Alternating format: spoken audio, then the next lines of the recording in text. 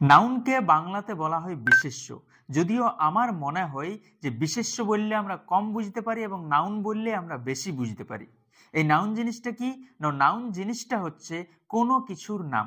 সে কোনো ব্যক্তির নাম হতে পারে, কোনো জায়গার নাম হতে পারে, কোনো জিনিসের নাম হতে পারে, গাছপালার নাম হতে পারে, পশু পাখির নাম হতে পারে, ইত্যাদি ইত্যাদি।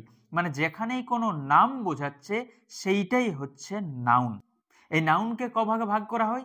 না, আমরা ছোট থেকে পড়ে আসছি নাউনকে 5 ভাগে ভাগ করা হয়। কি কি?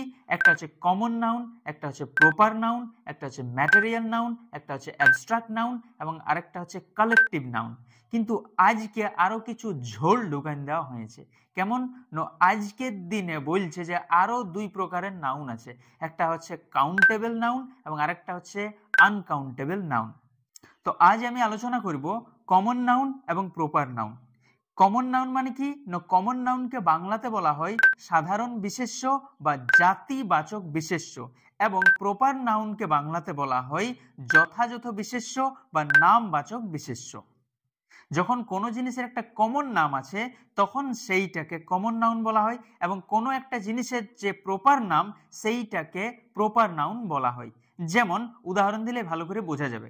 যখন আমি বলছি কান্ট্রি মানে দেশ, এইটা হচ্ছে কমন নাউন, কিন্তু আমি যখন বলছি ইন্ডিয়া বা আমেরিকা বা ইংল্যান্ড, এইটা হচ্ছে প্রপার নাউন।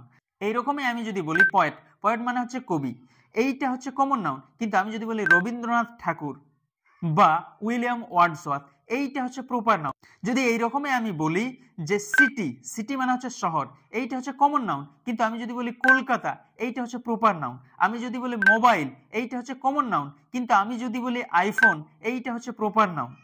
যখন আমরা প্রপার নাম বলি তখন হচ্ছে এটা প্রপার নাউন, আর যখন কমন নাম বলি কোনো জিনিসের তখন সেটা হচ্ছে কমন নাউন। একটা জিনিস আমাদেরকে মনে রাখতে হবে, ইংরেজিতে যখন আমরা কোনো প্রপার নাউন লিখি তখন আমাদের ক্যাপিটাল লেটার দিয়ে ওয়ার্ডটা শুরু করতে হয়।